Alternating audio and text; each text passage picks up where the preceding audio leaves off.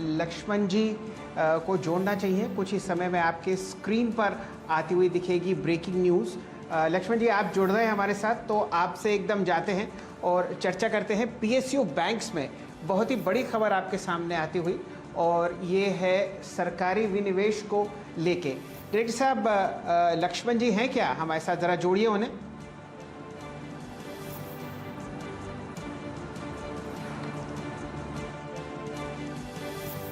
चलिए, मेरे ख्याल से लक्ष्मण जी जैसे ही जुड़ते हैं तो आपको बैंक्स पर एक बहुत बढ़िया खबर स्क्रीन पर आती हुई दिखेगी।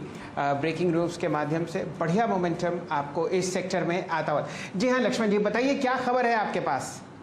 देखिए, यहाँ जो मुझे सूत्रों से एक्सक्लूसिव जानकारी मिली है उसके मुताबिक नीति आयोग ने बैंकों के निजीकरण की जो लिस्ट थी उसको तैयार करके उसको सौंप दिया है, और वो जो लिस्ट सौंपी गई है वो सीसीबी को सौंपी गई है। Core committee of secretaries on divestment एक होता है जिसमें संबंधित मंत्रालय को सचिव होते हैं, उनको लिस्ट सौंपी गई है। और ये भी सूत्र कह रहे हैं कि बहुत जल्द इस लिस्ट में से 2 बैंकों के नाम का चयन किया जाएगा और उनका निजीकरण किया जाएगा। हालांकि अंतिम फैसला इस पर कैबिनेट देगा, लेकिन सरकार को भरोसा है, जो कह रहे हैं कि बहुत जल्द इस पर फैसला हो जाएगा और चालू कारोबारी साल में ही 2 बैंकों के निजीकरण का लक्ष्य सरकार ने रखा है और इस तरफ तेजी से कदम बढ़ाया जा रहा है। तो ये भी कहना है कि जैसे नीति आयोग ने लिस्ट सौंपी उसके बाद जो कई दौर की बैठकें हो चुकी हैं जिसमें विनिवेश विभाग, वित्त मंत्रालय, नीति आयोग के अधिकारी इसमें शामिल थे। एक बैठक तो कैबिनेट सचिव की अगुवाई में भी हो चुकी है और अब जल्द ही इसकी प्रक्रिया को अंतिम रूप दिया जा रहा है।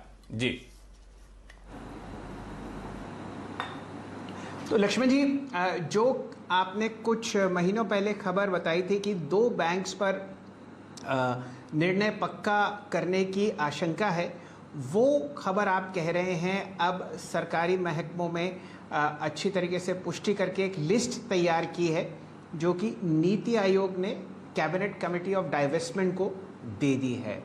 इनमें कुछ अंदाज़ा कौन कौन से बैंक्स हैं, क्योंकि बहुत सारे ऐसे पब्लिक सेक्टर बैंक्स हैं जहां पर आप ये देख रहे हैं कि काफ़ी समय से आशाएं और आशंकाएं लगाई जा रही हैं। बताइए कौन कौन से बैंक्स आपको लगता है कि सरकार ने शॉर्टलिस्ट किए होंगे।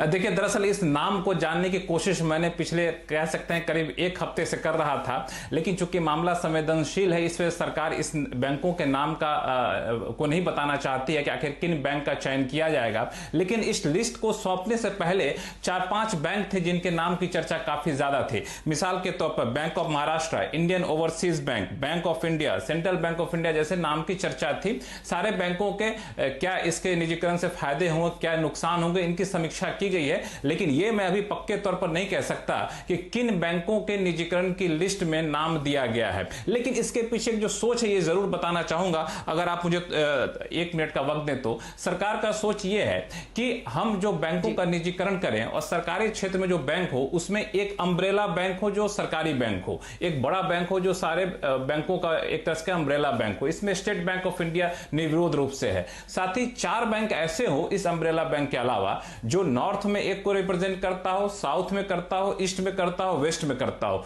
तो इस तरीके से सरकार कोशिश करे कि 5 से 6 बैंक रखे, बाकी बैंकों का निजीकरण किया जाए। और इसी सोच के आधार पर ये जो है सरकार ने लिस्ट तैयार की है। हां, जिन बैंकों का मर्जर पिछले दिनों किया गया था उन बैंकों को शायद, जहां तक सूत्र कह रहे हैं, इन लिस्ट से बाहर रखा गया है।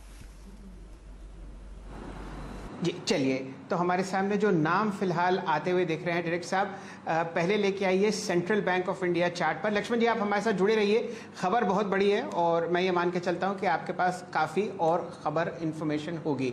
हमारे सामने 19 रुपये 55 पैसे का प्राइस है। बढ़िया वॉल्यूम आपके सामने आता हुआ दिख रहा है, लगभग 1 करोड़ 20 लाख शेयर।